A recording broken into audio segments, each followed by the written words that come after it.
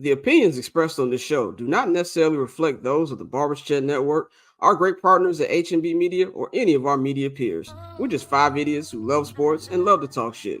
If you're offended easily, then this show isn't for you. And for those who aren't offended easily, sit back, relax, and enjoy the show. Remember, it's only entertainment.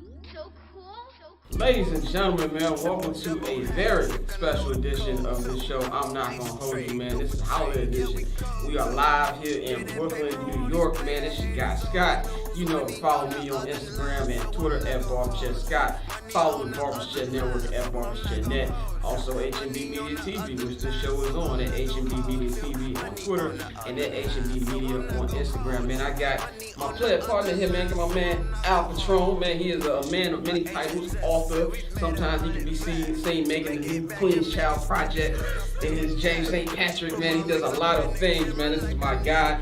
Wanted him to host this episode with me, hold it down as the rest of the crew couldn't be here. But you will hear from the rest of the crew today. Courtney, Mikey, Dante, Bang have all submitted their year-end sound-offs, and you will get it in today. But how you feeling, my brother? Feeling great, feeling beautiful, feeling blessed. Let's get to it. Definitely feeling blessed in the holiday season. If you want to get more content like this, subscribe to the Patreon, patreon.com/Barbers Chat Network. We appreciate all the new subscribers. Y'all helping me out, as I call it, the Scott Lewis Rent Fund. So keep helping your boy out so I can stay in Los Angeles. But let's get into it, man. It's a lot of things going on in the sports world, man, as we get towards the end of 2023. But let's talk about rivalries, man. As you know, you are a diehard Ohio State fan. I am. My brother Flows, if y'all watch 7 Night at the Hallis, a diehard Ohio State fan. 3 years in a row losing to Michigan, man.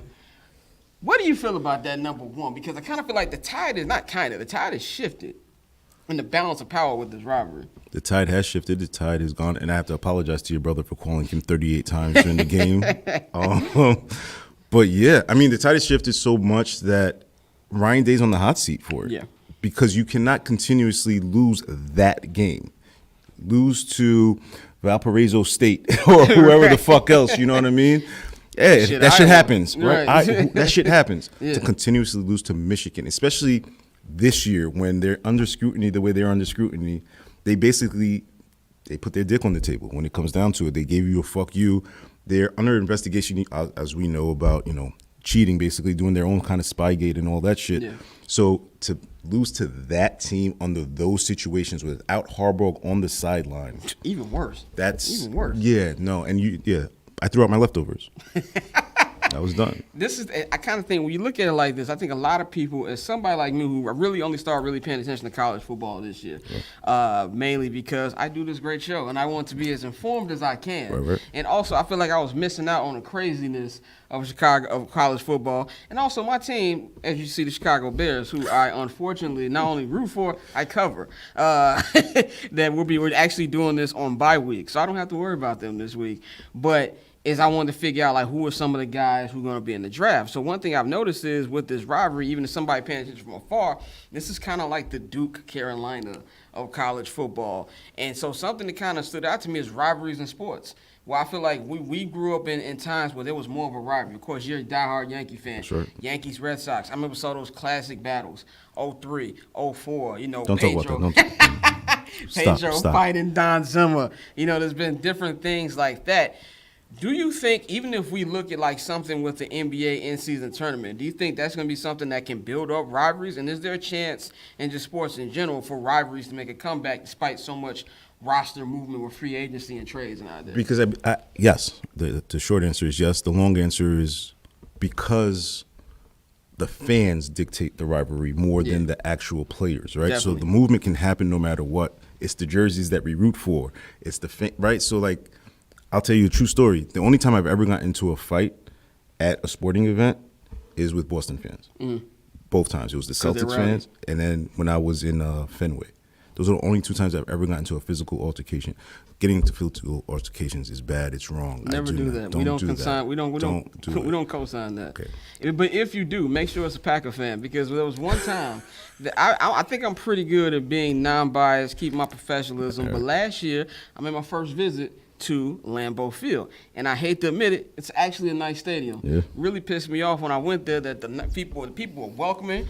But after the Bears lost for the 100th time, as I was making my way to the press conference room, now it's an old-ass stadium, so you got to go through, like, the crowd in the main concourse to get to the interview room. I got you. And the chant, man, Sunday Night Football, it was night.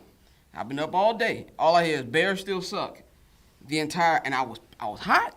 I almost cussed some grandmamas out, and I was like, stay positive. So if you're going to knock any fans out, make sure they're Green Bay fans. We talking about rivalry means between the fans. Right. It doesn't matter that the Bears haven't beat this team in 5 years, period. It doesn't matter that we haven't beat them in Lambeau Field in almost a decade. But we're all circling that Week 18 game. No matter, both teams aren't good this year. Right. But if you're the Bears, you want that win. You want to end the season with beating this team without Aaron Rodgers. We may both be bad, but we still, for the first time, we have the better quarterback. So like you're saying, those rivalries mean something. And I believe what we're seeing from the in-season tournament is I think you're going to slowly start to see even rivalries we haven't seen before become rivalries. Yeah, the in-season tournament, listen, when it first came out, we all wanted Silver's head, right, for it. Yeah. But at the same time, it's like now watching it, you see how competitive everybody has been about it.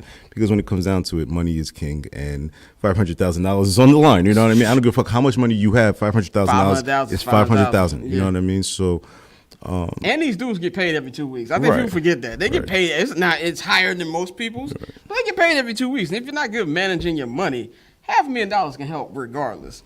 It'll help any situation. So, and I also think that, like, with what you're saying, like, the actual on-the-court play, I'm not a huge fan of today's NBA the way I used to be growing up. But at the same time, I'm still a basketball fan, so I'm always going to be locked in. And I just feel like the play of the tournament, the intensity of it at least, it has been fucking amazing. And so what you're saying, I think rivalries are going to be born out of it, right? Where the Lakers-Suns, that's the matchup I want to see. I think whoever wins that wins the tournament. That's just how I look at it. I just don't, listen, I'm a Knicks fan, but I'm also realistic. I don't have that in me anymore to just blindly. It's a relief when that gets out of you. Yeah. I just don't. Relief. If there's anything that covering the Bears has done, it's brought some of my realism in, which is I don't let them ruin my day. I'm not saying I don't get upset. Like, when they blew that lead to the Broncos, I sat in the press box for about 15 minutes because I couldn't hear Eberflus say the same thing he tells us every damn week after blowing that. But it's something where they used to ruin my weeks, bro. Like, used to ruin my You can't watch SportsCenter. Yeah, no, it's just watch SportsCenter. Like, even like with the wins, like, and we're recording this early, but like this past Monday when I did Monday Night Football in Minnesota, it was they won, but it was one of the wins where you didn't really feel like happy. It was like, that was a nasty game.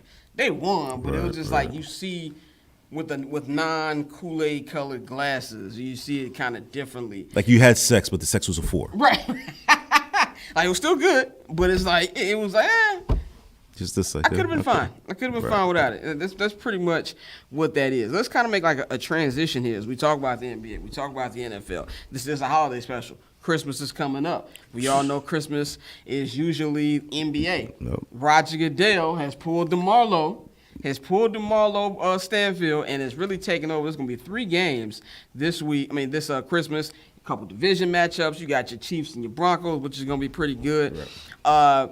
This is my question. As we talk about how the NBA is trying to proceed. Now, we all know they always say baseball is America's pastime. It's not anymore. The NFL is America's pastime. Let's just be real with this.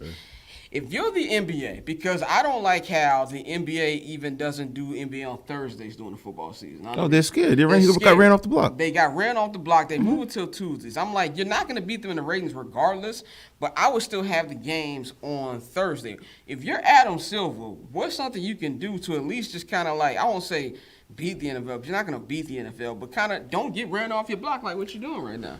Again, we go back to money being king, right? So I understand why the NBA season is 82 games. But you remember the season that it was, I believe it was 66 games? Yeah, I think it was the 2012. When did it start? I think it started on Christmas Day. Start the NBA season on Christmas. I've been a big proponent of that. Start the NBA season on Christmas. Yeah. And if not do that, why have the in-season tournament so early? Start the in-season tournament on Christmas. March. Or have the final on Christmas. That's a good one. You know what I'm saying? A good so idea. Like, make Christmas not just the new uniforms that you're putting out. Who gives a fuck about that? That's for little kids stuff. And I get it. Courts. Right. Listen, don't get me started on the courts. Listen, I play 2K, and they're beautiful to play like 2K. And if I was a little kid that was growing up playing basketball still, I would love to play on those courts, but watching it like the Miami Heat red court and stuff like that, like the Chicago Bulls, like it looked good on Instagram. Then I saw it, my eyes were bleeding. Like, yeah, you don't want to. I can't watch that shit. You know what I mean? And I said we sound like grumpy old men, but it's the truth. But it's the truth. I am what I am. Yeah, and so that's what I would do. I would make Christmas mean something, not just have it. Hey, it's tradition. Like fuck the tradition of it all. So that's what I would do. I think to me, if I'm Adam Silver, I just, in the words of the kids now, I stand 10 toes down. I'm like, look, we're going to lose anyway, but at least give another option. Because as much as I love the NFL, I will watch bad football over bad basketball any day of the week. But sometimes you want that option. Maybe I don't want to watch Colts Jaguars. Maybe I want to watch, Celtics Sixers or something like that. At least give me an option. And I feel like even if it's not the games, if it's inside the NBA, I'm going to watch just for Chuck and Shaq and Kenny, just off that. So I feel like they need to go back to that. Yeah, they're not. I'm glad they haven't moved anything from Christmas. If anything, as a sports fan, that just makes it even better for me. Because now I got 6 to 7 games to watch, and I can yield my relatives while drunk watching these games. So I think it's a win-win. But as you're seeing what Roger Goodell is doing, if you look at the difference between the commissioners, Roger Goodell is not a good. I won't say he's not a good. I don't know the guy, but he kind of like, to me, he knows what he's doing, but he doubles down on what he's doing. I think Adam Silver wants us to think that he's just this great guy. And he doesn't do it. We can see different situations. The Miles Bridges situation, the Josh Giddey situation, which you're going to get into later on this show. The way he handles it, but then deep down, he doesn't really give a fuck. Roger Goodell doesn't give a fuck, and he doubles down on not giving. So if there's anything I can respect from Goodell, it's that. And I feel like if you're the NFL, you know that you're going to try to take over everything now. We have the first Black Friday game, which as bad as it was terrible. It was supposed to be good because we didn't expect Aaron Rodgers to get his knee cut off. But that's going to be something that you can build on. I believe now, as unhealthy as this is, I believe there's going to be football on at least 4 to 5 times a week in about 2 or 3 years. That's, I think, where we're going, and you're going to see that with the CBA and all these other contracts coming in. If that's the way it's going to be playing. If you're the NBA, is last part on this topic, what's there something that you can do to kind of combat that? I do think that the in-season tournament is a good start. Is there anything else you think the NBA should be able to do to kind of like at least just be on the same standing as NFL? When I was a kid, and you should remember this too, on an NBC, like right after the Fresh Prince of Bel-Air or something like that, they used to like debut music videos and stuff like that, right? And I remember, I think it was MC Hammer had one of his videos debut after that, and it was called Pray. And I think that's what, that's what the NBA needs to do. They need to pray just to make it to the. That's what they need. They need that video to debut, re-debut. That's all they can do. Roger Goodell is Omar walking down the block with the long shotgun. It's over, right? And I say that knowing, listen, the NBA is still going to have whatever their numbers are going to be, right? But the NFL is a different type of monster. Yeah. Where you had, think about this for a second, and I'm not even trying to be funny when I say this. People protested and boycotted the NFL, right? And Colin Kaepernick, and we're not going to watch it anymore, God damn it. Super Bowl. Most watched viewed Super Bowl ever. Yeah, I'm glad you said that, too, because when I used to work at a certain studio, that I'm not going to shout out right now, but a certain movie studio, and I remember when the Colin Kaepernick thing first happened, and there was a coworker of mine, and he was like, "You watch the Super Bowl? You don't support Cal? I support Cal, but I'm not gonna lie, I'm gonna watch it." And I'm like, and I feel like if you're, as long as you're me, you had a conversation about this too. You were honest about it. Like I'm honest about it. Like there's really nothing that can happen for me to stop watching football. Like if I'm being 100% real, Roger Goodell can look me in my eye, call me a nigga, and I'm gonna look the other way, and I'm gonna keep watching. It just is what it is, and I'm just gonna be straight up with that. That's how it is. But some people, if you're gonna boycott, I respect it. But some people didn't keep up with the boycott. You know what I'm saying? Some was like, oh, well, I'm boycotting now. But when the Super Bowl comes, you want to go to these parties, you want to do this, that, and the third, and you're still watching. If you're Roger Goodell, you're like, I got you. Right. I'm going to put the little racism, we hate racism in the end zone. Those messages be fucking fun. We're going to put it on the helmet. And I mean, the NBA followed suit. You remember in the bubble? Oh, Black Lives Matter. My favorite one was Reggie Jackson, which is the niggerest name of all time, right? Very black name. And then he had Liberation. So his name was Liberation Jackson. Liberation Jackson. And then Luka hit a 3 on him. And then These White Men Are Dangerous from Pocahontas. That's exactly what happened when Luka hit that thing, man. But that's all we got for this particular topic, man. Let's holler at our people right now with I'm Not Gonna Hold You Crew with they sound offs. What's up, y'all? It's your boy Dante, and here we are, wrapping things up for the year, and this is my final sound off for 2023. Talked a lot of shit this year, made a lot of statements, but I think one thing I could really stand on as we head into 2024 is I'm done with the Chicago White Sox and the Chicago Bulls. Jerry Reinsdorf has done enough. He's shown me who he is. He's let it be known that winning is not really a priority for him. Those teams are still making money, so that's all he cares about. And that's cool. That's fine. That's what you want to do. You own the team. But as for me, we now live in a time where we have more access than ever to all the sports we want. So the last thing I'm going to do is sit here and waste my time, my energy, and my money on a team that is not committed to winning. It just makes no sense. Feel how you want to feel, say what you want to say. But for those who agree, as we've told you time and time again, hey, it's your money, it's your time. Do what's best for you. I know what's best for me, and that's damn sure not watching the Chicago White Sox or the Chicago Bulls. So I'm done. Like we told y'all, man, heading into spring training, we will have a official announcement on the teams we are rocking with, because we are no longer fucking with the White Sox. So do me a favor, send me a video, whoever your favorite team is. Let me know what team should I rock with this season for Major League Baseball. Basketball, it don't matter. But we're going to focus on baseball. But as for me, like I said, it's been fun. Shout out to all the White Sox fans I've met. I'll continue to rock with you, of course. But I just can't root for that squad no more, so I'm done. Y'all be easy. Merry Christmas. Happy New Year. Like I said, we got a lot of great content coming in 2024. But this is how we going to end 2023. Jerry Reinsdorf, you're not getting my time or my money no more, big dog. Y'all be easy. So Aaron Rodgers, man. Aaron Rodgers, I don't use the word hate a lot, but I hate this man. Now, as a Bears fan, and I got a lot of homies who are not Nets, but Jets fans. You're a Jets fan. My man Mike is a Jets fan. You know why I'm a Jets fan? Why are you a Jets fan? I was in Green Acres Mall when I was about 8-9 years old. Okay. And Anthony Mason from the Knicks. Shout out to R.I.P. Mace. Jamaica, Queens. And Rodney Hampton, number 27, That's running back for the New York Giants, were in Green Acres Mall. I remember I just sprinted to both of them. Anthony Mason was cool as fuck. Mason your face. I just, And Rodney Hampton basically told me to go fuck myself. I was like 8-9 years old, right? And like that shit broke me. He said, nigga, I'm rooting for the Jets. So I went home. Whatever it was, I think it was either my Super Nintendo or my cousin's Sega Genesis. I remember I was dead broke and I couldn't picture this. And now, dead ass, all jokes aside, I just played with the Jets in Madden. Then I just kept running. Who was the quarterback in the Jets? It was around that time. I want to say that was pre-Vinny Testaverde. Was it Nagel or was it Boomer? It was one of them. It's like I can't remember exactly because I know Boomer was 94 for sure. 93, 94 was Boomer. So it might have been Boomer. It might have been around that time. But I just remember going home and playing with the Jets, and when I tell you pissed, and I have not forgiven Rodney Hampton for that. And I was my entire family are Giants fans.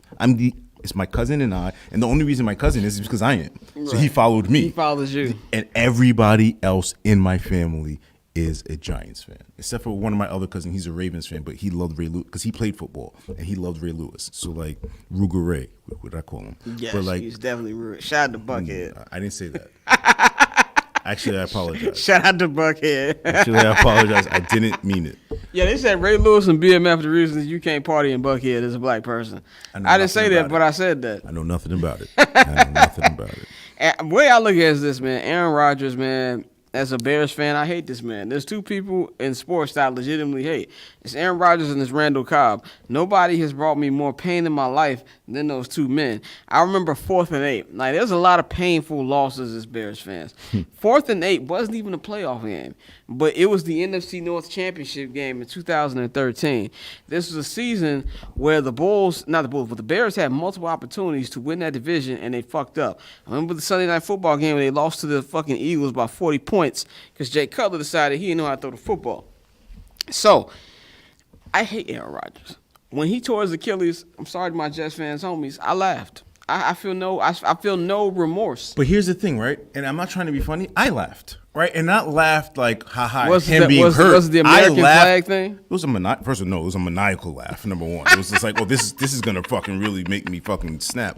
But then it was also a laugh like, this is the most Jets thing ever to possibly happen. On the fucking first drive. On 9/11 history. On a 9/11 anniversary. On 9/11. I always told everybody that Eric Adams is the worst thing to happen to New York since 9/11.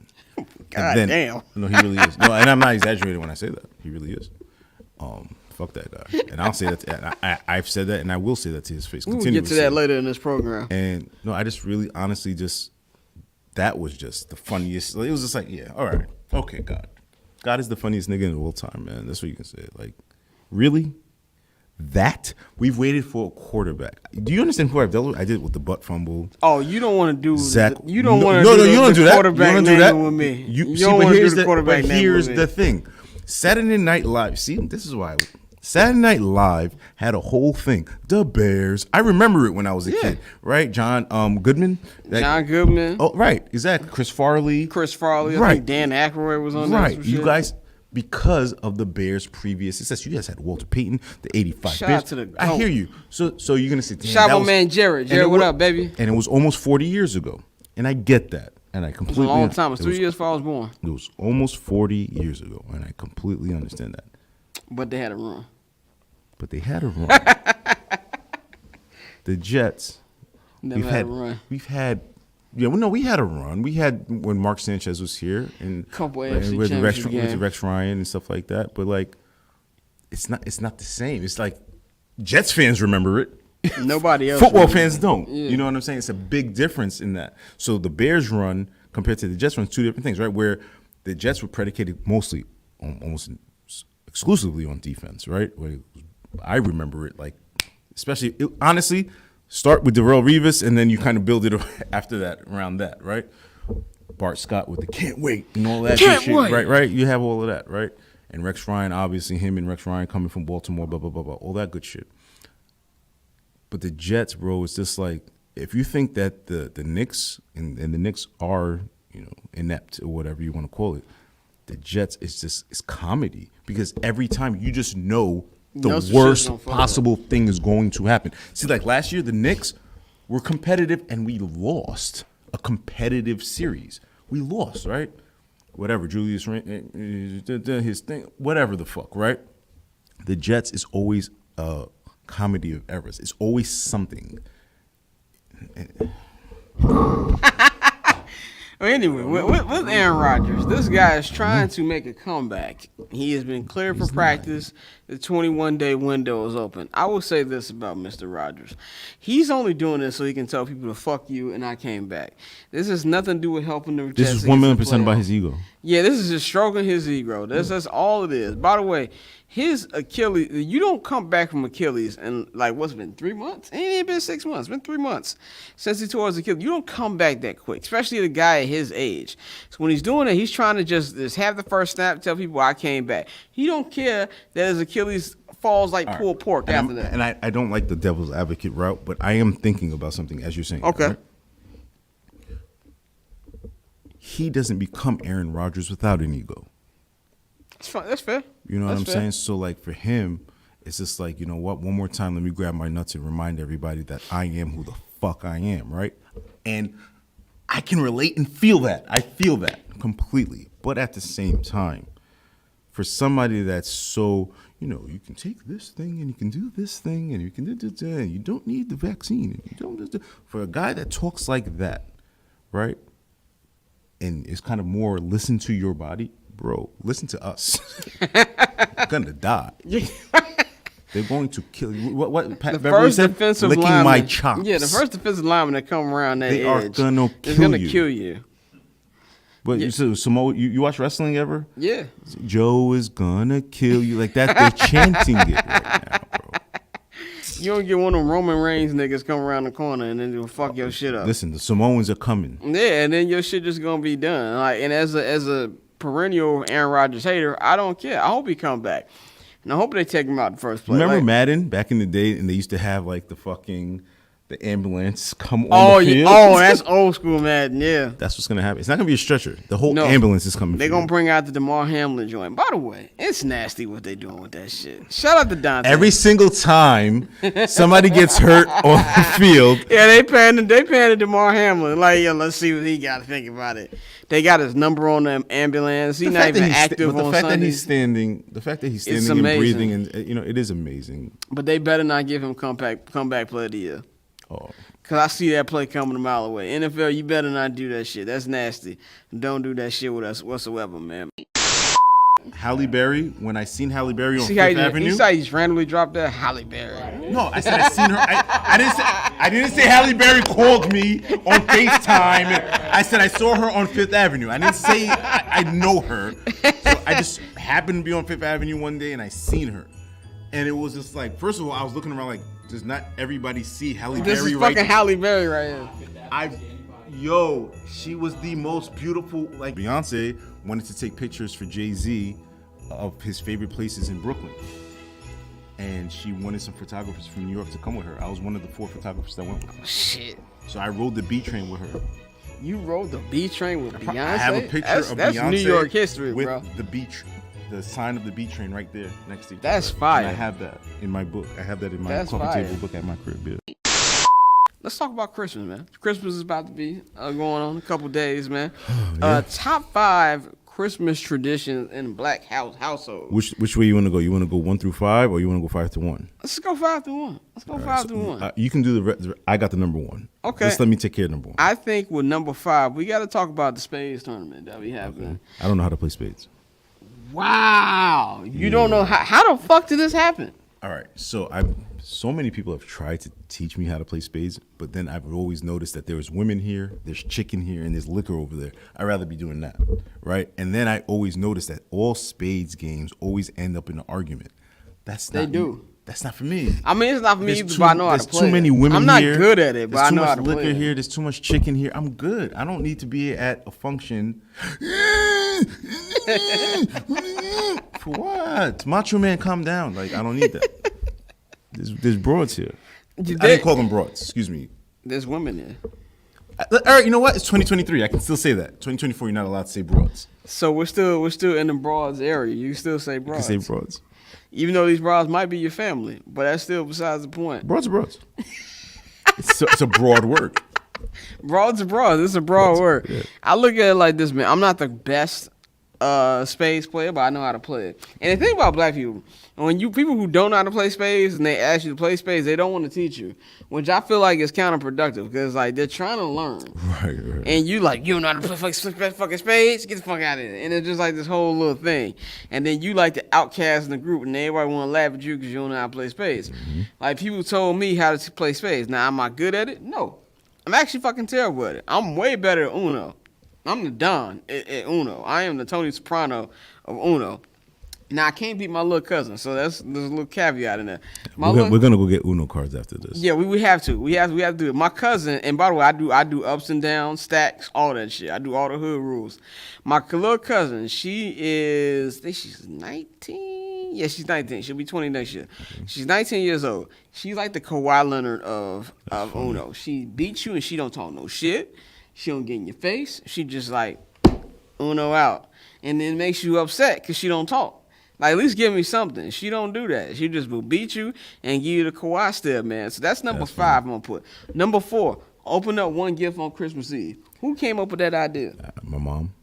He said your mom. My mom, probably. I don't know. You pick one gift. That's real shit. And then it's like, it's always, and kids, we're going to go for the big gift, right? Well, you're not allowed to open the big gift on Christmas Eve. No, you're not. Because you need the audience. Yes. Everybody has to see you open the big gift. Yeah. So. That would be number 4. I feel like the thing that I used to love about Christmas Eve was opening the one gift. Also, I'm a big eggnog guy now, but when I was younger, I couldn't drink it with the alcohol. So I just love the regular ass eggnog with the cookies and shit like that. Now, I want to be very clear. I never believed in Santa Claus. And it's not anything that was like anti-Santa or anything like that. It just, as a kid, it just didn't make any sense to me. When I was a little kid, we lived in an apartment. So I was like, how did he get in here? How the fuck is he getting in here? Mm-hmm. And then one night, I went to the bathroom and I caught my father putting gifts under the fucking tree. And that just confirmed every theory I had at the moment. But I let him have it. I keep putting them cookies out there, knowing that nigga was eating them. And I was like, whatever, I'm gonna let him have it. Should have put dad at the bottom. Yeah, should have put dad. Enjoy your fucking cookies, nigga. Like, that's why I should have. My brother believed that for a hot minute. I didn't. So that's why I feel like with Christmas Eve was fun. We would watch movies, we would do things like that, and then prepare you for the big day. And we've always had a brunch on Christmas. We've been having brunch since like 1990. As far as I can remember, I was 2 in 1990. That's how long I remember having this brunch. And every time it would sound like First Take up in there, even before First Take. It'd be yelling and things like that. So that's why I'm going to go with number 4. Which we think would be number 3, like as far as like black traditions on Christmas. Watching the NBA basketball. Yes. that's got to be it. No matter what. And I know that's like a for everybody thing, but like for us, like that's just like a must. Like, okay, we got through the bullshit for the da-da-da. All right, it's time for basketball. Like, that's just what it's always been for us, right? So, like, for me, personally, I go to the games on Christmas. Every Christmas. Every Christmas you go to the Knicks game. That's my thing. So, I'm going to the game, right? And who they play this year? The Bucks. The Bucks. Oh, that's going to be a good one. Giannis at the Garden? Yeah. No. Why you say Giannis at the Garden instead of Jalen Brunson at the Garden? You see, this is the problem. This is the issue. Giannis and Dame at the Garden. It's Jalen Brunson is allowing these people to come to allowing him to come to his house. But yeah, I think sports. I think this sports being part of Christmas, right? Because after the gifts and after that's it's time for the adults to. I used to love when my mama used to tell me get out of grown folks' business. Now I'm in grown folks' business, and I'm like, let's talk about that though. Yeah. That promotion is so crazy, right? It really is. Where you go from I have to stay out of this, you're at the kids' table, and then you go to the team, and then now it's. You're part of grown folks' business. Oh no, you are the grown. Then you don't want to hit grown folks' business. Right. You don't want to hit grown folks because it's too messy. That promotion is sick. Yeah, this is what I told my little cousin a couple Christmases ago, and we were talking about bills, and I was like, "Damn, I gotta pay my rent in like a week." He's like, "What's rent?" And I told him when my cousin was telling me, "Don't rush to be grown. Yeah. You don't want to pay rent. You really don't." There's things about being a kid. It's about being naive. You don't have to do nothing but do your homework, go to sleep on time. I wish I could go to bed at 9 o'clock. I can't. It's just not in me. I wish I could be able to do that. So I tell all the kids out there, don't rush to be grown. You don't want none of these problems. Eventually you will, because there's a freedom that comes with being an adult that's unmatched. But you pay for it. It's what you pay for. Literally is what you pay for. But enjoy your youth as long as you can. I think number 2, man, if I'm going to go with number 2, I think it's actually like the fellowship that comes with just being like in a black family and drinking and enjoying it, because we don't get to see each other as much. So it's like I know there's certain cousins, certain family members I only get to see once a year. Right. So we're able to sit down, have a good time, and even if you don't speak to them all year, you sit down like you spoke to them yesterday. Right. And that's where the sports comes in. You chill, you watch movies, you have a good time. So I think it's the fellowship that I enjoy. I'm not saying it's not like that with any other races, but all I know is with black people, when we get together, it's a whole different thing, and everybody has that whole kind of companionship, even if it's only for one day. You might not speak to this nigga for another 12 months. But for that day, everybody is fucking with each other, there's love, and it kind of reminds me of parts of the movie Soul Food before they was fighting because Faith fucked somebody else. Family? Yeah. That's why I would still be number 2, man, like the companionship. So number 1 to me, this is going to come out sounding fucking crazy. So I'm telling you now, I don't mean it that way. Have batteries. Have batteries. Have fucking batteries. And then the scramble for batteries for the toys. That's always been a thing. Oh, yeah. That's this thing. Because you're buying people toys and you need, again, please relax yourselves. You have to buy the D batteries, and then you have to like go get batteries for different toys and stuff like that. What the fuck is a C battery? Like I don't know what a C battery is. You know, AA, AAA, and that's it. Those are the batteries you know, right? So it's like the scramble for batteries on Christmas is always that's a tradition to me at least. It's like always looking for that. So now what I do is I keep batteries in my backpack. So. Batteries, and that's number 1 to me. Batteries is number 1. Shout out to all the batteries out there, man. We definitely need those. Shout out to the batteries. The batteries cannot accept your shout out. They can't. Shout out to the batteries. Shout out to the batteries. Yo, this is J.R. Bang, host of Some Dude and the First Black Champ, and I be kicking it with y'all on I Ain't Gonna Hold Y'all. And we do the sound offs, and my last sound off for 2023 is I'm just praying that my Bears get it together, fam. I'm praying. Just looking back at the year, and we see them fluky wins by the Denver Broncos and the Detroit Lions. If we win those games, we're in the playoff hunt. It's funny that, I saw ESPN talk about the teams in the playoff hunt, and they had our 4-8 ass right there still, too. I do think that the Bears could win the 3 of the last 4 games of the year.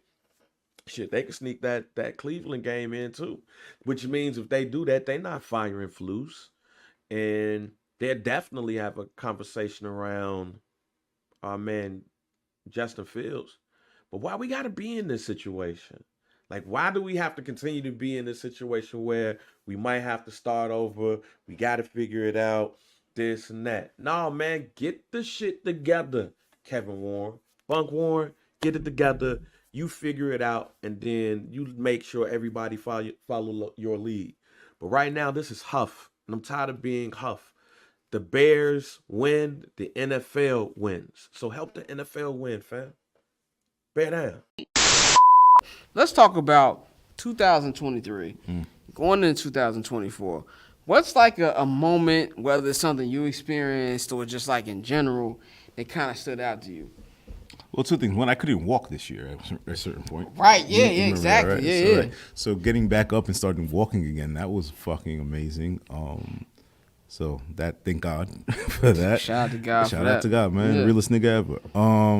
So that, and then I just think for 2023, if I'm thinking sports as well, I just want to say the emergence of Jalen Brunson, right? For me, I just look at him He's like a star. he's a superstar. Yeah. Right? He's a superstar. And because he did it here, he wanted to be here. The pressure was on him to be here. And he delivered. And he didn't, listen, we went against the Cavs in that first round. Darius Garland, all-star. Evan Mobley, the next Garnett. Yeah, niggas was tripping on Evan Mobley. The next Garnett is and crazy. And then, here's the thing. Donovan Mitchell, the guy who wanted to be here, is on that team. Still wants to be. Which is the guy that honestly, I think he's going to be a Knick. That's who we're saving our space. It's going to happen. All those picks and all, that's what we're saving it for. Yeah. So, like, all of that, right? He has to stare down that. Just think about the coach's son, Rick Brunson, a former Knick, which we have fond memories of him kind of because he was on the team that. What did Rick Brunson do with the Knicks? He was on the 99 Knicks. I mean, like, was there any like special moment? No, he was on the team. He was just on the roster. He was there. Yeah, I mean, I got you. You get props for that, I guess. So then, so you just think about that, right? Just think about how I'm big on, and no bullshit, I'm just big on guys grabbing their nuts and like saying, yeah, you know what? This is who I am. Bro, he be stepping up in big time moments. This is what I'm saying, right? Yeah. So it's just like, in the Garden, you don't get guys, right? The whole thing used to be nobody wants to come to the Garden because people are too scared of the moment, which is why one of the reasons I love Carmelo Anthony till I fucking die. Shout out to Melo, right? man. Like I might name my kid Carmelo. Like that's how much I love that guy. Melo's one of my favorite players. He got a podcast with Mero coming out. Yeah, he does. Yeah, shout out to Melo. Just think about Jalen Brunson just coming here and in the playoffs. Remember what he did to Donovan Mitchell and the Utah Jazz last? He dismantled that team. He's the reason the team got dismantled. Donovan on Utah Jazz. That's funny as hell. Right. So then that nigga was on him. So then now look. What he did to him, that guy that was supposed to be here, that all the fans were crying about, we didn't trade for him. I'm one of them. I was pissed that we didn't trade for him. And then it was just like, you know what? Fuck him. I'm going to get him out of here. And he did that. To me, as a New Yorker, that's the biggest, that and the fact that the Rangers won the World Series, right? Where you don't typically think of the Rangers as any type of contender of anything, right? Where were the Yankees? Where were the Dodgers? Where were the Red Sox? Where were those guys? Shit was the Astros. Where's the Astros? Beat them niggas. So fuck the Astros, all right? Jose Altuve. My man Jose John, I know. Okay, all good. Jose Altuve. Can't keep getting away with this. You can't keep getting away with this. Every October, my nigga, like, yo, and it be right around my birthday, too. Every ALCS, yo, fuck you, nigga, like. Astros got the White Sox the fuck up out of here super quick. The only thing about that series was that Lurie Garcia home run was funny. We was getting our ass kicked. Mm-hmm. I was in Vegas that weekend. I came back from This is the 2022 playoffs. 2021 playoffs. I came back from, it was my first game I was covering as the Bears and the Raiders. And I came back and I tweeted, I was like, yo, what's the score? They're like, man, fucking Astros kicking y'all ass. And I got to the hotel. It was beating us by like 4 runs. And then they came back. Fucking Lurie hit a big home run, and then we got our ass kicked. Yeah, you were feeling yourself, right? That's what I was feeling myself. That's what like, they do. They like let you. They let you feel yourself for a second, and then all of a sudden, then they brought us back down, nigga. Motherfucking what's my man, the pitcher who got the long ass hair? McClure's? Valdez, right? Fromber shut her ass down in game 5. It was a wrap, nigga. I couldn't say shit at all. But like, what's like some things like 2023, like personal moment that might have been big for you? For me personally, I think I didn't write this year. You didn't? No. Damn. I didn't put out one interview this year. That's crazy. I didn't put out one interview? I didn't put out one interview this year, and I did that on purpose. And that was to show, and I'm not one of those people that likes yelling, "Oh, for the creatives." I'm not that guy at all. I'm more of, I'm just going to show you. They didn't want to pay me my price. So fuck you. You're not getting so you're not getting anything. Yeah. I'm not gonna lower my price for you. So You I think that like me holding tight to that, and then all of a sudden my phone started ringing, "Hey, we need you." So the holdout that I did, because mind you, it wasn't on purpose. Right? So when it started the year, I started the year like, I'm not gonna write until you pay me. And then it became I couldn't do anything because I couldn't walk and I couldn't whatever, right? And then my phone started ringing. It's like, oh, okay. And then they started naming, and I was like, okay, so this is the price that you're willing to pay me. That means I'm worth that. That means I'm worth more than that, damn near. And I'm not gonna take it until I get the price and the number that you shouldn't. And I haven't, and I will not write for anybody until you get the price you until worth. I get the price that I want. It's just not gonna happen. My top moment was talking to my favorite quarterback, Patrick Mahomes. So I was able to ask him a question. I asked him, does he have like a special motivation when he plays the Bears because they passed up on him? Right. And then when I remember they played the Bears at Soldier Field, I think it was like 2 years ago, and he counted to 10 when he scored like one of his touchdowns. And it thought in his mind. A lot of people don't remember that the Bears actually, Ryan Pace told, which is crazy now that you think about it, Ryan Pace told him, we're going to draft you. And then, and really in his hair, he said, if Mr. Trubisky wasn't there, we're going to take. The fact that this motherfucker said, if Mr. Trubisky isn't there, we're going to take Patrick Mahomes. I didn't know who the fuck Mr. Trubisky was the day we drafted him. My man, I'm not going to say his name, but one of my mans works for ESPN 1000 in Chicago. He told me, like, yo. Yeah, that's going to be hard to figure out. I mean, there's a lot of people in ESPN Chicago. There's a lot of people.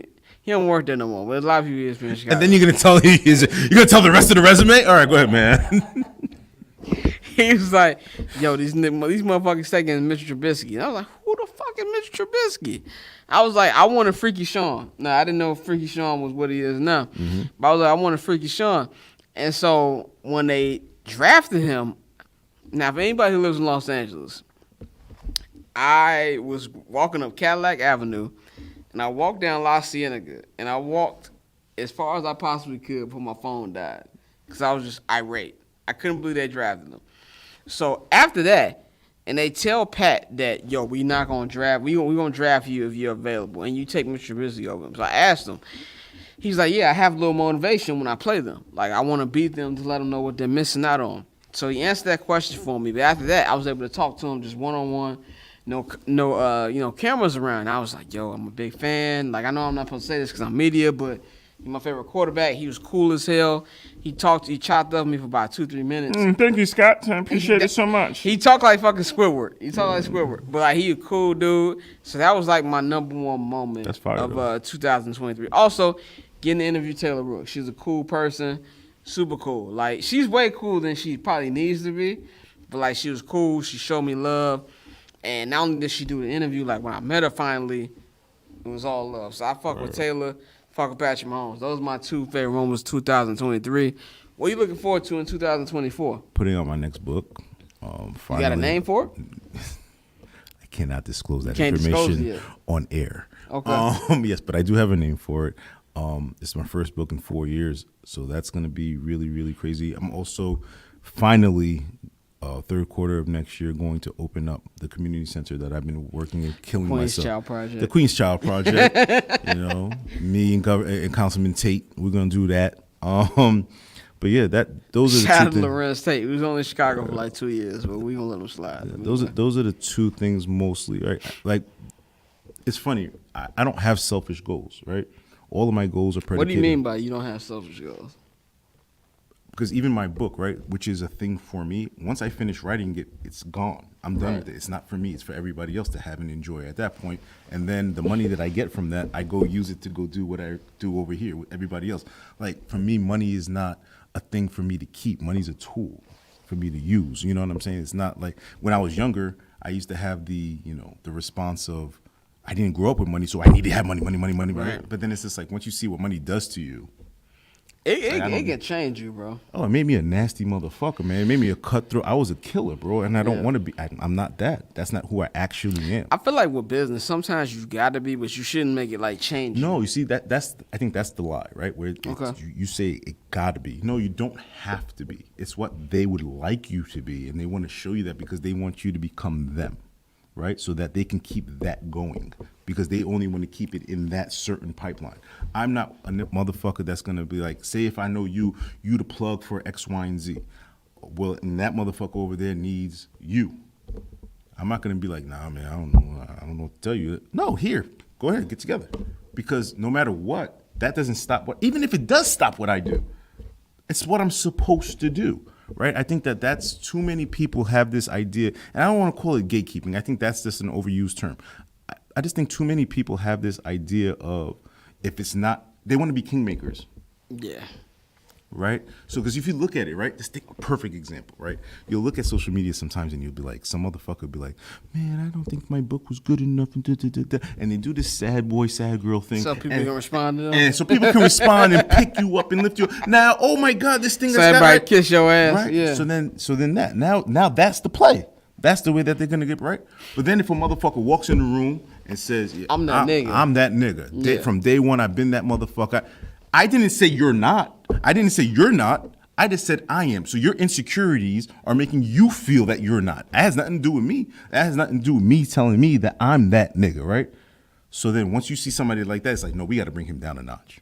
Because we didn't make him that nigga. How dare you? How dare you be that nigga on your own? How dare you be confident? How dare you? Right. So it's just like, so when so going back to not having selfish goals, it goes back to that a little bit, where it's just like, I like to empower other people, right? So I'm going to feel how I feel about myself no matter what I get, no matter what I am and who the fuck and what I am, right?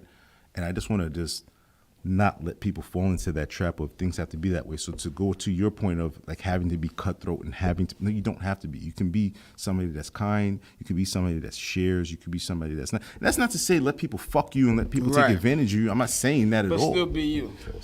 You can still be the person that you want to be. Now, certain people deserve to fuck you in business. Don't get me wrong. You know what I mean? But at the same time, those are the people you don't want to be in business with. Right. Because the people that want to do good business with you, the people that want to take care of you and stuff like that, those are the people that, again, I have a big thing where it's like, your purpose is bigger than you. Hey y'all, it is Courtney Colabro at 1-800-COLABRO on socials. Just wanted to give a big thank you to everyone who has supported I'm Not Gonna Hold You this year, and we're really excited about everything that we got going forward in 2024. My sound off for 2023, though, is for people who are disillusioned now by the college football playoff, okay? We already knew that the system wasn't perfect when we had 5 power conferences for 4 playoff spots. It's unfortunate that Florida State got shafted, if you will, but I'm sorry. A conference championship winning Alabama is a blue blood program, and there's no way that Florida State is getting in, undefeated albeit, but is getting in. They didn't do what needed to be done in order to get there, and that is why Florida State will be watching from home. Tragic, you hate to see it. Alabama fans, y'all enjoy this. I will enjoy this, okay? We don't give a damn about nothing but the Tide over here. Happy holidays to you all, and thanks so much for listening, guys. So as a very biased Chicagoan, Chicago has the best pizza on planet Earth. Let's be very clear about that. But I have been told that Joe's Pizza has the best pizza in New York, so we about to find out. So we finna come up here and see what they got cracking, see if they got some good pizza, man. Triple double hat, Let me tell you how wild this nigga Al is. This motherfucker walked across the street with what Al you Jameson? What Al? Yeah, He said the same as before, so I'm guessing. I don't know what the fuck the same before. Yo, yeah, he got the people's tequila again. He done went across the street like he owned that over there and just sitting over there just drinking. We over here in Joe's Feast. I don't know who. Oh, Al calling me right now. What, you gotta treat that shit like one, like every couple of days? Can't be here too long. Let's see what this is cracking up to. I don't want to get by the car. This is the most New York shit ever. We walking across the street to the park with a big ass pizza. Come roll with your boy. We'll see what's happening.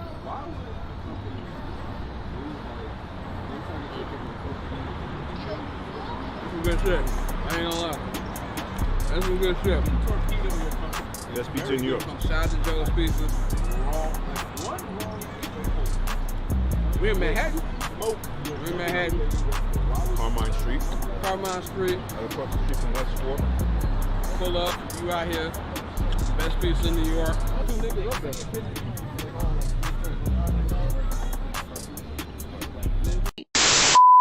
What's good, y'all? It's your boy Mikey tapping in from somewhere where it is not cold in the month of December. I just wanted to say first and foremost, happy holidays to you and yours from the I'm Not Gonna Hold You team.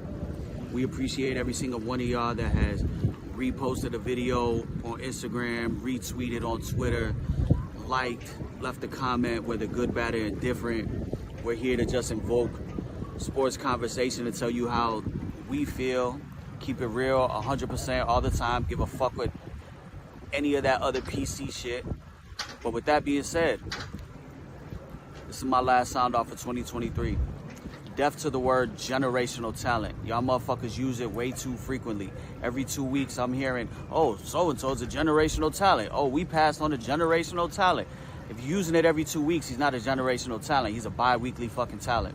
Y'all gotta stop doing that. Y'all gotta let people's careers play out. I can name only a handful of true generational talents. LeBron James, generational talent. Patrick Mahomes is showing to be a generational talent. Michael Jordan, generational talent. Get the fuck out of here talking about some Anthony Richardson generational talent. He's played fucking 2 games. So we need to stop that shit in 2024. I'm signing off. Love. So we have a special guest, man. We got my guy, Randy Wilkins, man. If anybody who don't know who this guy is, man, 3-time Emmy Award winner. This guy directed The Captain, which is one of my favorite ESPN documentaries. Appreciate you. And I'm not just saying that because this guy is here. Derek Jeter is my favorite baseball player of all time. So we got him here. We're going to talk about a little bit of the Yankees and everything they've got going on. I got 2 diehard Yankee fans with me. They've had a lot more baseball success than I have as a White Sox fan. I only have 2005, and to be real, I'm never going to get that again. So I'm appreciating that. But we got him here, man.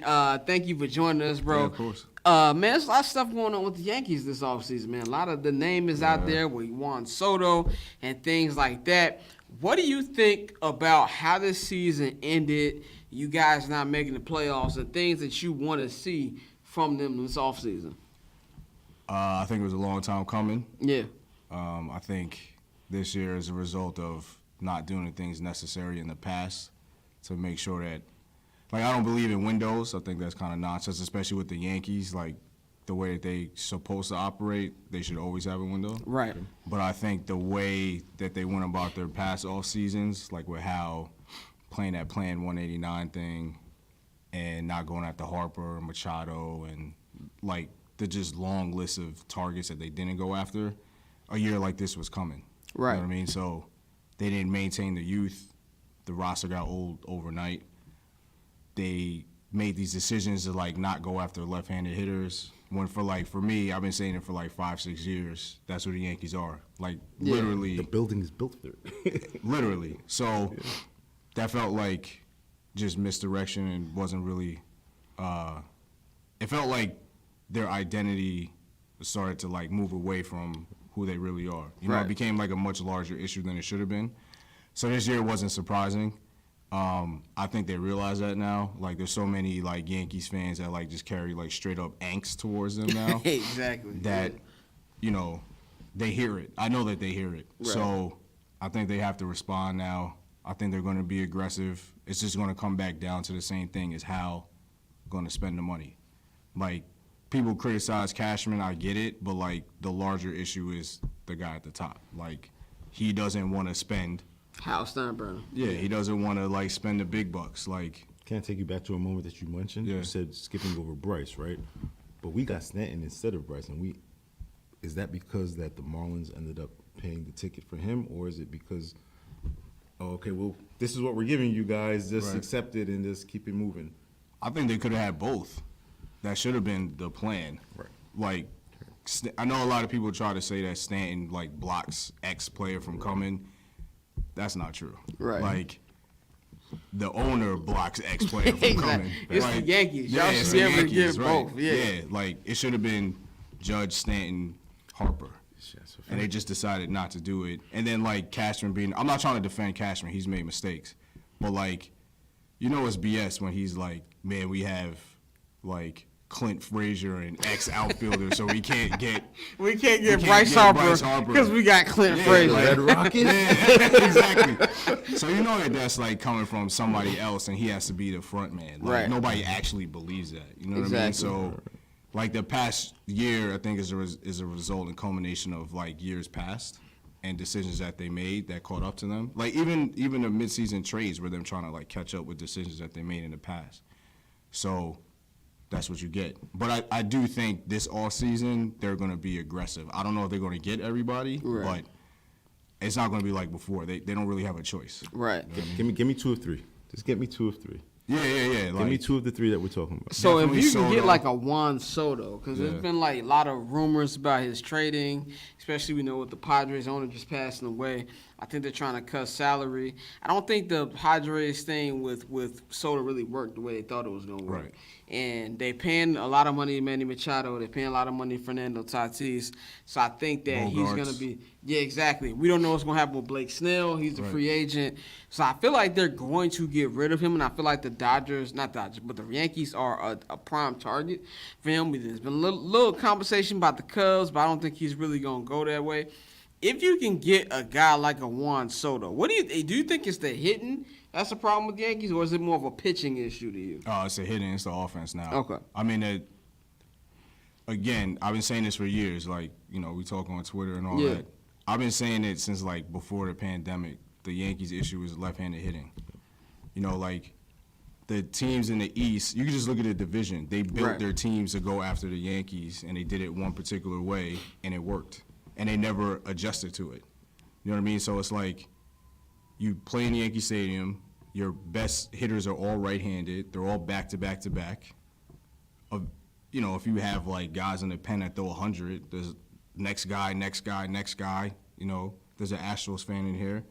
Same thing, like hard-throwing righties. Yeah. If you had lefties mixed in there, the results of these playoff series are Be different, right? You know what I mean? Right. Like, that's just how it is. I know the Astros fan don't want to hear that. But, you know, like, but even if you look at, like, the past series, like the 2020 ALDS against the Rays, the righties killed the righty lineup. Yeah. And even then they went 5 games. Yeah. When they played the Astros, one of the biggest hits of that series is Aaron Hicks' home run off of Justin Verlander. You know, it's Didi Gregorius just missing that home run against Garrett Cole at Yankee Stadium. So to me, Juan Soto, like, addresses a lot of things. For you to go Judge Soto every first inning of every game. That's crazy. Those are runs. That's a crazy lineup. You know, especially in that field too. Yeah. Like, Wait he's till gonna have an Martian comes advantage. back, right? Yeah, exactly. Then you have Jason that comes back. They still need another left-handed bat even beyond that. Yep. But, like, offense is a priority. It's been the issue and the thing holding them back. Like, their pitching's been good enough because they have a great bullpen. So if you go 4 or 5 innings, 5, 6 innings with the starter, you go to that bullpen, you're not going to score a lot. Right. Are you okay with trading Glaber? Nah, hell no. He's one of the best. You gotta keep trading. So because I keep saying is that they're gonna trade. You know, people can say whatever the fuck they want to do all season, right? But like I keep saying, trading Glaber and getting a lefty, the dude that played for the Braves, the switch hitter, number 17. He played for the Braves. Camarera. What's his last name? Jamiro. Oh, Candelario. Candelario. Yeah, he's a free agent now. Yeah. Right, so he's a free agent So now. I see that we'll trade Glaber for pitching, and then we'll sign this guy for 3 years, $33 million. Nah, I'm good on that.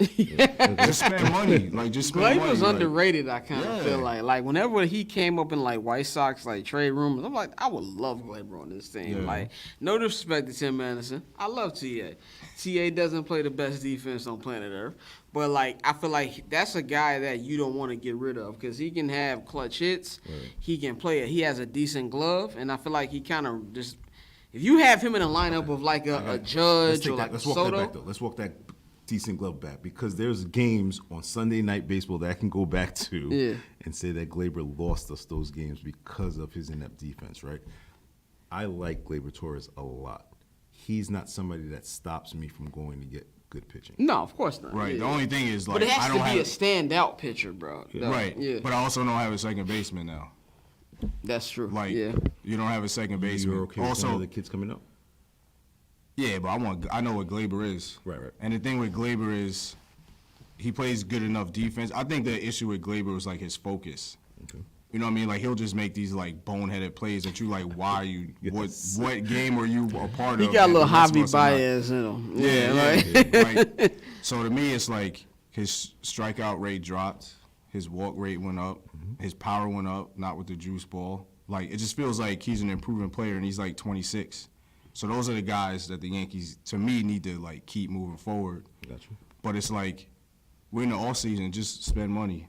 Gotcha. You know what I mean? Like, trade for and someone. that's the thing, too, because the Yankees are known for spending money. Like, the fact that they've been closing the belt a little bit has been kind of weird for me as an outsider. Does that not? I feel like that's a false thing, right? I think we did it one time. Well, like 09? Right. We did it once. Well, I did it twice. Did a couple times. Y'all remember they got Beltran and McCann. You got Beltran. Like, you got Roger Clemens that one year. But here's the thing. The Ellsbury deal, which, by the way, fuck out of here with that, right? Fuck out of here with that shit. 'Cause I remember the day that that was Robinson Cano's money, right? 100%. And I just remember the way I felt that day when Robinson Cano left. I felt like I got shot in the stomach. Like, that shit hurt me so much. I mean, hey, he didn't do nothing to we share a birthday. Yeah. Right? That's my guy, man. Are you kidding me? Nah, that was bad. Yeah, that was bad. So, that was bad. So them signing, right? So I feel like the only times that they've ever really spent money, like gone out there with, was the Pavano, which, I mean, that's one of the worst ever. And then, obviously, 09, and then Giambi, which Giambi actually... But that was like George, though. Okay. That wasn't even Hal. Right. I mean, I feel like Hal spends when he wants to spend. I was just about to ask, like, what's the biggest problem with Hal? Yeah. I mean, he had no problem spending it on Cole, which was like a no-brainer. Right, but that's what I'm saying. Like, he gets spent if he wants to, but Hal is like, Hal's a, I'm like blanking on the word. Trying to find the best way to. He's like pragmatic. Right. You know what I mean? Like, to him, like, this is the thing for me. The Steinbrenners, their biggest, like, business asset is the Yankees. 100%, it's not like Cohen, where it's like I'm a billionaire whether I'm here or not. Cohen, billions is based on Cohen. Basically, he's Bobby Action. Right. Yeah. Right. So it's like, I think that means a lot to Hal just in terms of, like, the financial business side of it. And I think he's more pragmatic in terms of, like, how I'm going to make sure that this like works for the family and all that stuff. So I think he's just naturally more hesitant. I think he's competitive. Like, even, all right, like, not to name drop, but, like, talking to Derek. He's like, how's Derek Jeter? I know Derek. The captain. The captain. He always said, because I would talk to him and be like, yo, what's up with Hal, bro? Like, why? What's going on? Yeah. And he was like, he's competitive as hell. Like, whoever thinks he's not, they're wrong. Right. It's just he has a different way of going about his business. We don't like it, but that's who he is. That's who he is, right. But he's competitive. Like, when he says, I'm trying to win, he's not, like, BSing anybody. Right. It's just that his beliefs to get there are different than his dad. Yeah. Right. His dad kind of was like, by any means necessary. Yeah, like, George didn't give a shit. Dad's $100 million. Fuck. But there's also context, too, because they changed the rules to stop George. Right, yeah. And then Hal came into that environment where it's like, I can't do X, Y, Z like my dad. Yeah, and like revenue sharing. Like, that was to stop George. Yeah. That was like an anti-Yankee. 100%. You know what I mean? 100%. So it's like, if Hal came into a situation where he didn't have to worry about that, he would probably more like his dad. Yeah, so, I mean, I'm still envious of that as Jerry Reinsdorf is the owner of my favorite team because he's just cheap as fucking fuck. Now here's a question I'm gonna ask, like when it comes to like the documentary. Now, of course, you got close to Derek and things like that. Now, as a diehard Yankee fan, I'm pretty sure I asked you this before on when you came on my show before. But like, what was something that you didn't really like know about like how the Yankees run? From spending time with Derek, talking to him, that kind of stood out to you? I mean, there's a lot of drama behind the scenes that the fires are like put out, and you never know that they happen. Right. You know what I mean? Like, there's a lot of drama with the Yankees just because they're the Yankees. Right. You know what I mean? There's a lot of egos. There are a lot of people that work there. There's a lot of decision makers, and it's just like when they say it's different in New York, it's true. Right. And it's not even just like the city and the fans, but it's like the organization. They just have to deal with much more than everybody else. 100%. Like the White Sox don't have to deal with half the shit that the Yankees have to deal with on a day-to-day basis. You know what I mean? Exactly. And it's like navigating all of that and like managing it is like a job unto itself. You know what I mean? And it's like even like going back to Cashman, there's like fires he's putting out every day that like other teams just don't have to deal with. You know what I mean? And then you got to deal with the media. Yeah. And like the New York tax. And the New York, right, it's all of that. And then when you go out to play, you have a lot of fans, especially now, like just shitting on the team. You know what I mean? Like I went to the third game of the 2022 ALCS. Okay. And like Matt Carpenter had come back. Now Matt Carpenter, we loved him because he was like Babe Ruth for like a month, and then he got hurt. It was crazy. Right? He got hurt, but then he like forced himself to come back, even though his like foot is basically still broken. Right. Right. And he's not hitting well. And there's somebody behind the dugout. They're like shitting on him. It's like, yo, this man's 1 foot. Like he's trying. He's trying his ass off. And like, I'm not gonna say who, but somebody from the Yankees dugout like heard this dude and just started blacking out on him. You know what I mean? So it's like I know other teams got to deal with that, but like you in the ALCS, I have an idea who that was. It's kind of like we was talking about this earlier. It's kind of like being a Dallas Cowboy, being a Los Angeles Laker. It's a different thing. Like I know I'm a diehard White Sox fan, but I know it's not like the Cubs. Right. Like if the Cubs do get Ohtani, it's gonna be the biggest star we've seen since Jordan. Right. In the city, and it's gonna be like he's gonna be like bigger than Sammy. Yeah. Yeah. Ohtani's a like different another level. planet, No, bro. I'm asking genuinely and asking. look, Sammy was I'm a White Sox fan. Right. I loved Sammy. I remember summer '98. That's what I'm thinking. Like it was yesterday, bro. Like Sammy is that guy, and I wish that the Ricketts would embrace Sammy. Like I don't like how they like, oh, he did steroids. Like I hate how they doing this shit. Like I don't like how Major League Baseball does that. In general, like y'all made money off this shit. It's the reason I care. Right, exactly. Right. Like I remember summer '98 like it was yesterday. Like the Bulls won their 6th championship, and there was Sammy versus McGuire.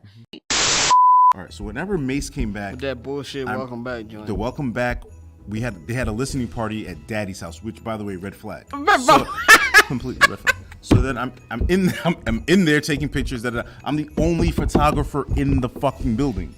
So I'm taking it out. Rich Dollars, who ended up being on VH1, all those fucking shows. Yeah. He's like, he fucks with me. He sees how I move. He worked for Bad Boy? He worked for Bad Boy. Okay. He was the nigga that used to bring Bad Boy records to the club. Okay, that makes sense.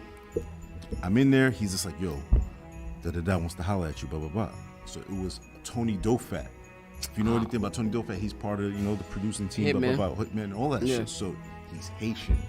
I'm Haitian. You Haitian. I had that connection. If you know about it, that's how we roll. Like it's some just same ways Italians move, same ways that like yo, if you're Haitian, you with me. So he's seen how. So boom, he's like, yo, anytime that you're around, you should come to the studio and da da da. So to me, as hungry as I am back then, that meant the next day. So the next day I pull up to the studio. This is studios on 44th between 8th and 9th.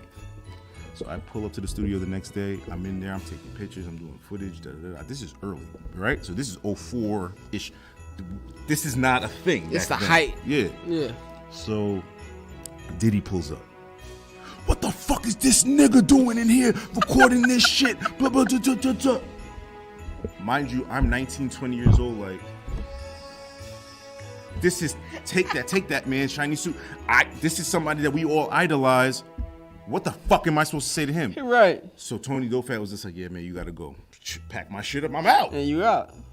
I'm not trying to fuck up my good, clean name that I got out here already. So he walks me downstairs in the elevator. He was just like, yo, man, I think it's best you come back another day. Again, I'm hungry. Another day means tomorrow. I pull up the next day. Everything I love. I pull up the next day. Doing the same shit. Diddy comes back and said no. Diddy said no. He said, get the fuck out of here. Didn't I tell you to leave? I grabbed my nuts. This is the biggest grab my nuts moment of one of them. Life? Nah, not one of them. One of them. But like, would you take no for an answer? Hell no. He looked at me. He was just like, "What'd you say?" I said, "Would you have taken no for an answer?" Now, I mean, asking him that question now. Now it's crazy. It's a crazy question. That's not. So I asked him that question, and he was just like, "All right, man, fuck it." He let you slide? You coming out with us tonight? Oh shit.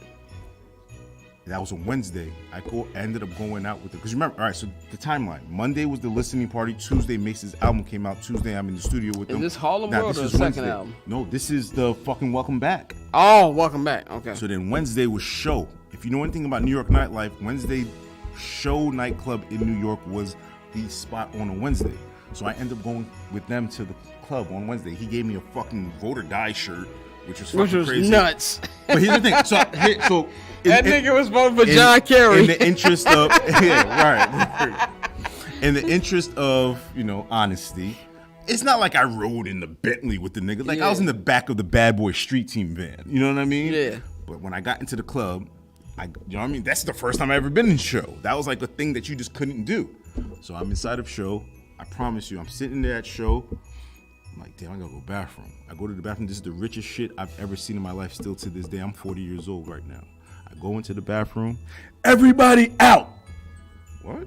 Everybody out the bathroom. Diddy has to pee. Everybody had to leave the bathroom just so this nigga could use the bathroom. I said, oh, I gotta get rich. I gotta get money. I need money. So then I'm sitting there, and then the way Show was constructed was different. This nigga had to pee. Just because he had to take a piss. He had to take a wee-wee. So then, boom. He had to take a wee-wee. So then we're sitting there. Show shit was almost like bleachers almost, kind of. I'm sitting there, I'm chilling, I'm sipping on my drink or whatever.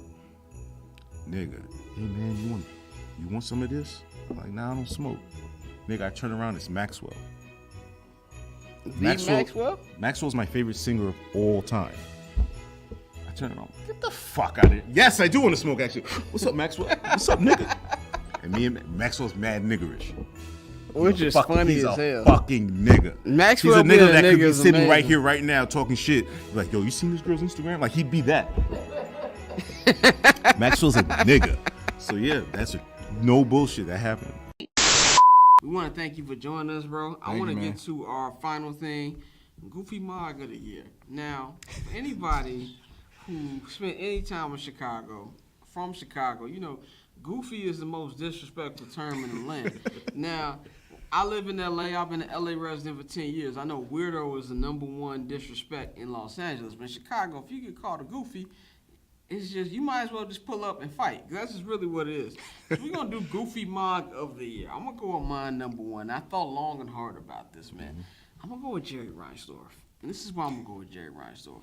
#1, you ruining both of my teams, dog. Like, I can deal with the Bears being bad. Actually, I really can't, but I'm accepting it. You ruining both of my teams. And I'm at the point right now where it's like, you need to sell both of these teams, bro. Because you got the White Sox as little brother as this team is. And they are. If I had to be 100% real, they're the least important team in the city. The Chicago Fire might be more important than the Chicago White Sox. If I'm being 100% honest about it. But there's a loyal fan base with the White Sox. If you're looking at arenas in the city, I think U.S. Cellular Field, Comiskey, whatever you want to call it, is the best stadium in the city. It has a great environment, great food, great entertainment, and these fans come and watch this terrible fucking product. You let a guy like Tim Anderson, who's a great player, he had a bad season, great player, let him walk for nothing. You don't even get a pick for him? Like, that's crazy. You over here, you hiring a guy, and Chris Getz, as your general manager, he's the one who brought up the players who didn't even do anything. He was head of the farm system, and you make him GM. And then you go out here and you talking about, oh, you can trade Luis Robert, the one superstar you have. You're willing to trade him. It's a problem. Then you look at the Chicago Bulls. Well, if you look at the Bulls, they're probably the third most important franchise in basketball right now. If you look at, of course, you got the Knicks, you got the Lakers. They're big guys. But if the Bulls hit the open market right now, I think they're going for at least 8 or 9 billion easily. They have a global market just off Michael Jordan, Scottie Pippen, Dennis Rodman, and the whole 6 championships they had. You're doing a disservice. There's diehard Bulls fans. I don't watch them motherfuckers because I love myself. But there's a lot of people out there who still watch the Bulls, and you're doing them a disservice. So I want Jerry Reinsdorf to just either sell these teams or just back out, because you're doing a disservice to this fan base that's loyal and they put in their time and their money to watch these teams. And I think it's disrespectful, man. There's a lot of people I could have went with, and I might actually put Jerry Reinsdorf in the Goofy Mug Hall of Fame, because this is not the first time I named him as my Goofy Mug. So I'm gonna go with Jerry Reinsdorf, man. Randy, do you have a Goofy Mug? I might go with Jerry Reinsdorf actually, because I'm co-signing, because I don't even watch the Bulls. Like I don't engage. One Bulls game this year. I watched one Bulls game this year, and I don't I'm even out. think I watched that full game. They played the Pistons. They lost to the Pistons. The Pistons have 2 wins, by the way. So we'll put that out there. Pistons have 2 wins. They lost to them. Yeah. So let me ask you guys a question. What would be the fix? If you guys could get rid of Jerry Reinsdorf, or he dies, or something, or the Reinsdorfs though. The Reinsdorfs. Yeah, because his son ain't no better. Michael ain't no better. Yeah. He gotta go. Yeah. You gotta trade Zach. I love DeMar though. I have no problem with DeMar. And DeMar to me is a cool guy. I fuck with DeMar. Zach gotta go. I'm sorry. Yeah. The 1-on-5 shit, he gotta go. Like, I don't care where he goes. I don't even really care what I get. Zach LaVine gotta go. He's quitting on the team He's too. He's quitting on the team. And I hate to say that, but he quit. Like, the problem I have with the Bulls is when Lonzo got hurt, they didn't pivot. Lonzo's not coming back. Let's just be 100% real about it. If he does play again, he's not going to be the Lonzo we remember him to be. And he was the heartbeat of the team because he made the offense run. He played defense. He's one of their best three-point shooters. Without him, you got a team that was built for 1997. For any other team, signing Torrey Craig and Javon Carter is a great move. For the Bulls, it makes no fucking sense. You don't have a team of three-pointers. You playing Javon Carter like 10 minutes a game. He can shoot the three. Actually, you know what? That is my Goofy Mug. It's Arturis. Yes. Like get him out of here, bro. Get that man out and of here. And Mark Eversley, who be getting away with murder. You guys got him from Denver? Yeah, Arturis. Yeah. I'm just gonna. We just gonna make it. He fake drafted Jokic. We're gonna make it a Chicago Bulls like tandem, because dog. Like your point about them not doing anything just reminded me that like he's done nothing. In the United Center. What the fuck are we doing, man? It's 2024. Put cup holders in the United Center, dog. What's going on? Yeah, they need to go. They're like worse than Garpax. Because at least Garpax, Garpax drafted well. Right. They drafted Jimmy Butler. And Derek. Drafted Derrick Rose. Drafted Taj Gibson. Right. Joakim Noah. Motherfucking Dalen Terry. He's a Dalen lovable. Terry, he's a lovable. What does he do? Yeah. Like, and honestly. who's the other guy? Who's the guy they drafted this year? I don't even know. I don't even know what he name. You got drafted Griffin. No, it's Julian Phillips. Julian and it's like, who's Julian Phillips? You know what I mean? It's like walking down the street, I want to know who the fuck he is. I'm a Bulls fan, bro. Like they haven't done anything right since Lonzo got hurt. And the worst part is like they didn't do any, like they didn't pivot, and the man just kept saying we're just going to keep it the way it is. To me, that's just like you being lazy. What's his word? Like, we going continuity. It's like they're come on, man. Yeah, we got a tandem on that. Al, I know who you got, man. Mine is not sports, and you guys might not want to be in this picture while I do it. Mine is not sports. Mine is the purported mayor of New York. His name is Eric Adams. Cosign. Boo. Cosign. You have ruined New York City. You are the worst thing to happen to New York since 9/11. God and damn. I'm not exaggerating when I say that. I mean that from the bottom of my heart. I speak for all New Yorkers when I say that. On my birthday, which was about a month ago, I'm walking out of this spot on Steinway. This is a true story. You're not going to say the spot. I'm walking out of this spot on Steinway. On one side, and on the other side, Eric Adams is coming out. That was God saying happy birthday. I gave him every bar that I have ever had in my heart for any politician. And I didn't yell, because that's not who I am. I don't believe in confrontation that way. Right. So I gave him the facts. I told him about how he's slashing the budget of this, and I gave him all of those things, right? And again, the only reason that you are the mayor is because the PBA boss cried about defunding the police. Know that. You are a puppet. You are nothing more than that. You'll never be anything more than that. You're not a tough guy, because I proved that you're not a tough guy, because when I seen you, you know what I did. So like, don't ever play with me like that. I'm different. So that's number one. Number two, so as I'm standing there, his security comes up to me and said, well, and I told the security, I said, you touch me, and I promise you everything that I do from now on is going to be self-defense. And then his security said, okay, my bad. My bad. They knew you were serious. Yeah, they didn't know that I know. And then, his whole thing that he does is, well, I get stuff done. You can't talk to me like that. And I don't mean like talking, I'm not going to talk like that right now. Because over the holiday weekend, I fed over 300 people for Thanksgiving. I did that. Queen Shout Project. You know what I'm saying? I spearheaded that. I take care of the community. I take care of the kids. I'm opening up a community center. I've had community centers. I take care of kids after school to make sure that they're not on the street at all. So you goofy ass, you're just a cop. That's all you are. You're a police officer. You're nothing more than that. You'll never be anything more than that. You're a bitch. Number one. Number two, you're going to jail. Let's be very clear about that, right? You're going to prison, my nigga. Because look at it this way, right? If everybody around you is getting knocked, you either told or you're next. So that's one of the two things. Which one is it, Eric? Which one? So that's you. So for me, you're the goofiest of goofy that's ever existed in this city. And the next time I see you, I'm not going to be kind and you're not going to get a pass. And you're a criminal. And you're going to jail. And you're going to jail. Right? Yo, hold on. Remember he told Marlon Wayans, oh, I'm a nightlife mayor. I like to test the product. Rikers is your next product that you're going to test. I promise you that. Yo, shout out to the Chicago mayor, Brandon Johnson, man. We fuck with you, bro. No, hold on. You don't fuck with Brandon? Oh, buddies. They're buddies. You have to understand something. These politicians, man, I be going to the town hall meetings. I be there. And that's where that's when I start yelling. Outside of the Knicks games, that's where the energy. You see the way I'm talking right now? I don't talk like this. I'm a calm person. That's when I get hyped, because you're taking money away from the programs, from the libraries, from whatever else that's productive in New York City to go ahead and feed the police, because defund the police took whatever out of, what's crazy? In Long Island, there was like a bunch of cops one time that got like busted for, false overtime slips and stuff like that. And that's it. You heard about it one time and you never heard about it again. None of them got in trouble. Nothing happened to them. But then we're supposed to kiss the mayor's ass because he looks like us. Listen, when you look like me and you're in that position, I hold you to a higher standard than anybody else, because you're supposed to know better. Yeah. You're not a nigger. You're a nigger. Yeah. ER. I just want to, can I say something real quick? Sure. I agree with everything you just said. Mm-hmm.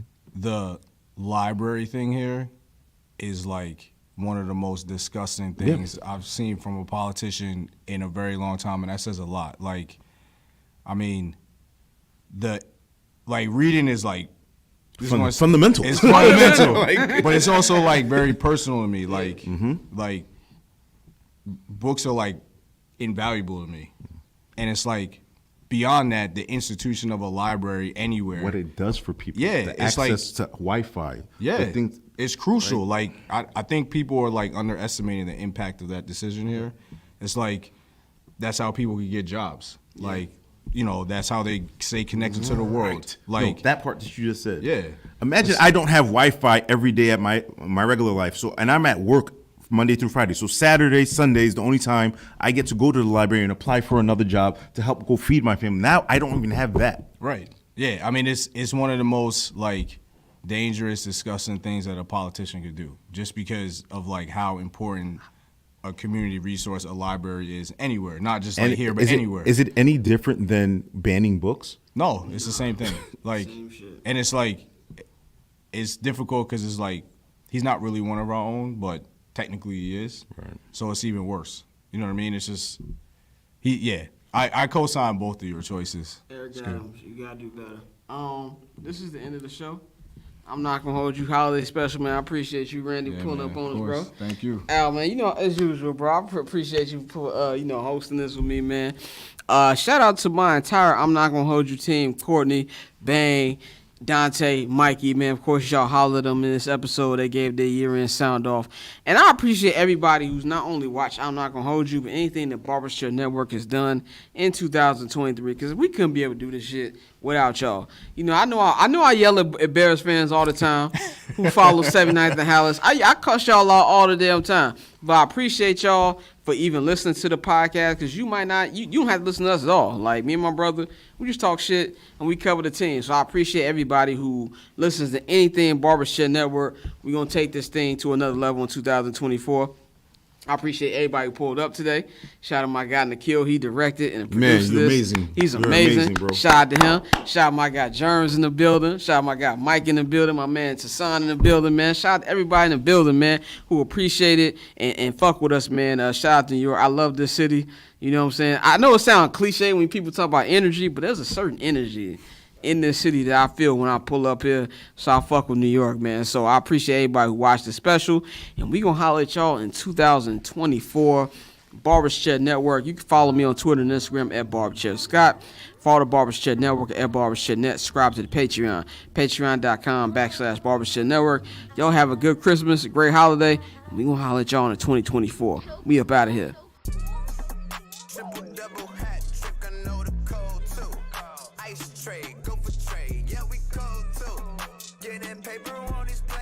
He's like, you know, UC ain't got combos. And I went there for All-Star 2020. And I'm at the rookie sophomore. I'm like, these niggas ain't got combos. All that money Jordan made them use. And how's that just not fundamentally, how we install seats? The floor of United Center is projects. They still got Robin's 96 Haynes ads up there, bro. It's nasty. There's lights out. It don't make no damn sense. I never been, bro. Yeah, I never been to a Bulls game. Yeah. You don't want to see that. I think it's the floor that you want to see. The boards, the Bulls floor is logo nice and when you shit. see the jersey. Right, exactly. You hear the music. Yeah. Like, and honestly, like the first two floors, they changed it, so like it looks real up to date. Okay. They got a FanDuel room, and then there, if you want to bet, they got that. But the third floor looks like 1996. I promise you, it's just not good.